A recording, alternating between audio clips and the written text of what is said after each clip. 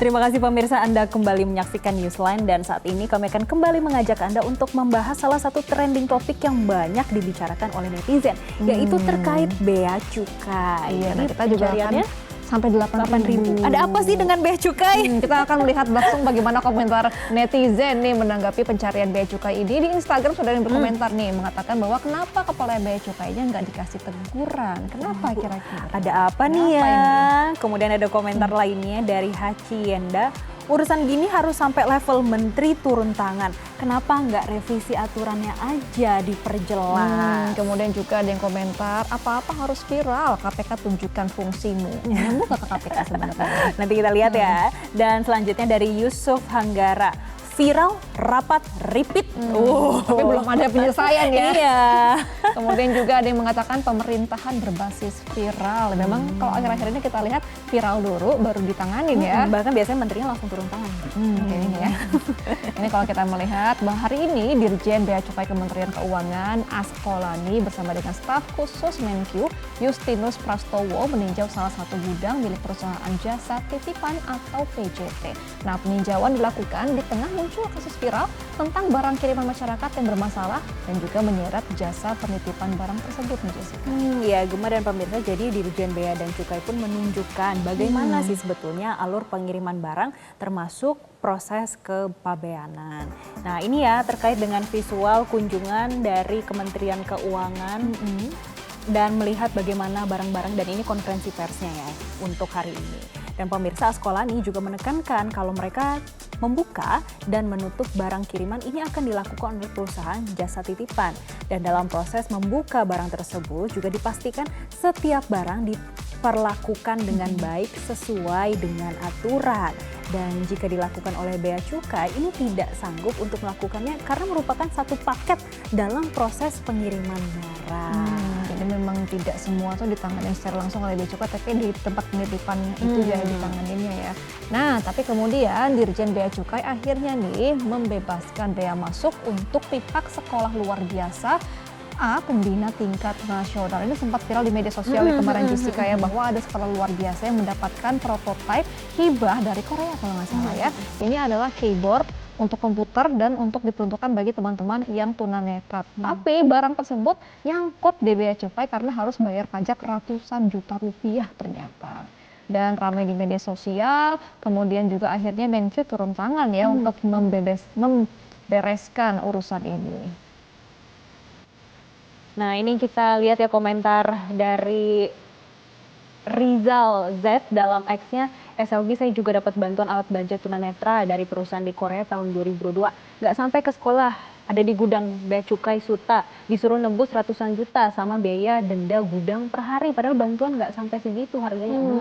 Ini yang disoroti oleh Kementerian Keuangan ya, makanya dari itu Menteri Keuangan Sri Mulyani pun langsung melakukan sidak. Tapi pemirsa, sebetulnya tidak hanya terkait dengan kasus keyboard untuk SLB ini ya, yang hibah. Ada dua kasus lainnya, yaitu ada yang beli sepatu, sama satu lagi action figure. Dan action figure ini padahal cuma satu-satunya orang Indonesia yang mendapatkan itu ya, untuk direview bersamaan dengan influencer si mainannya itu seluruh dunia, tetapi karena tertahan di bea cukai, jadi influencer ini terlambat juga untuk mereviewnya ya. Ini. Dan belakangan juga diketahui ya, nah kalau kita balik lagi ke si keyboard dari SLB ini ya, ini merupakan barang hibah.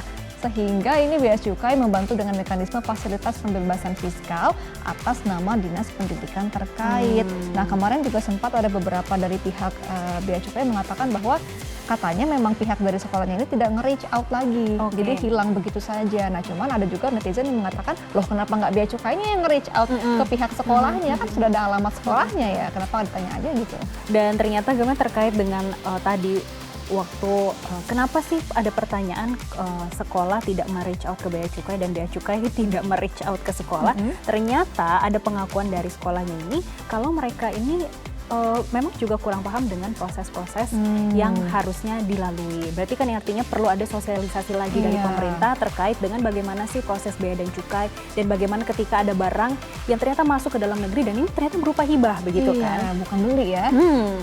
Jadi memang sebenarnya sosialisasi dari pihak Kementerian Keuangan juga diperlukan ini untuk masyarakat. Jika memang ada barang yang harus dibayar, penghitungan itu seperti apa? Karena kan memang aturan impor, barang impor masuk ke Indonesia memang harus ada yang dibayarkan, Jessica ya. Tidak semuanya itu gratis, tapi harus jelas kira-kira barang seperti apa yang dibayar, hitungannya seperti apa, dan kalau barang hibah diberikan orang, gimana itu aturan pajaknya ya. Nah ini soal terkait hitung-hitungan nih ya soal sepatu ya, yang sampai 31 juta ternyata ya.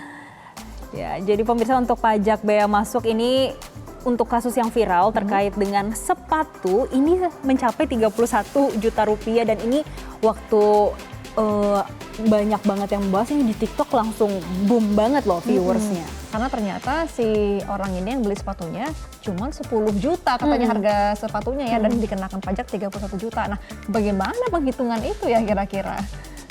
Nah, kemudian juga Menteri Keuangan Sri Mulyani ini memberikan instruksi kepada Direktorat Jenderal Bea dan Cukai untuk memperbaiki pelayanan dan proaktif memberikan edukasi kepada masyarakat, terutama mengenai kebijakan. Nah, ketiga kasus yang sempat viral di media sosial pun telah terselesaikan dengan baik.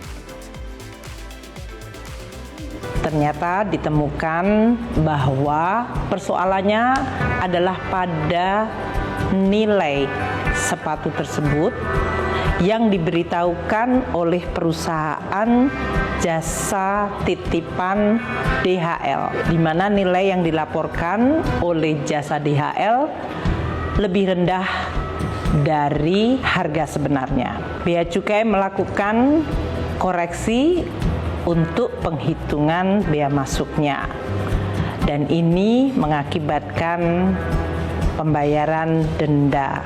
Pembayaran denda itu dilakukan oleh perusahaan DHL, jadi bukan oleh saudara Radika Altaf. Saat ini masalah ini sudah selesai. Sepatu tersebut telah diterima oleh penerima barang dan kewajiban kepabeanan telah diselesaikan. Yang kedua adalah menyangkut barang yang dikirimkan untuk sekolah luar biasa.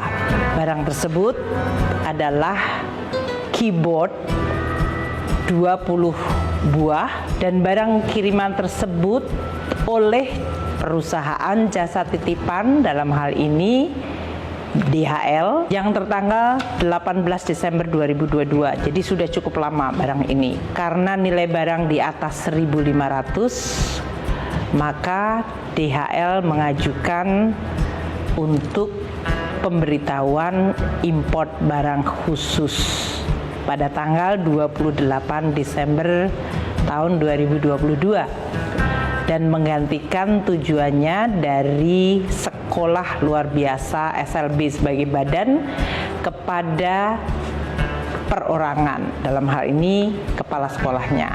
Namun sejak tanggal 17 Januari 2023, Bea Cukai meminta dokumen pendukung untuk permohonan tersebut, dan proses ini tidak dilanjutkan, menyebabkan barang itu terkatung-katung, dan dalam perlakuan Bea Cukai disebutkan sebagai barang yang tidak dikuasai. Belakangan muncul di media sosial Twitter atau X bahwa ternyata barang kiriman tersebut adalah hibah untuk sekolah luar biasa. Di sini kami ingin menyampaikan bahwa Bea Cukai memang menangani berbagai kebutuhan masyarakat dan berbagai jenis pengiriman barang. Dalam kasus hibah untuk SLB ini, Bea Cukai kemudian mengontak dan berkomunikasi langsung dengan pemilik akun X yang memviralkan,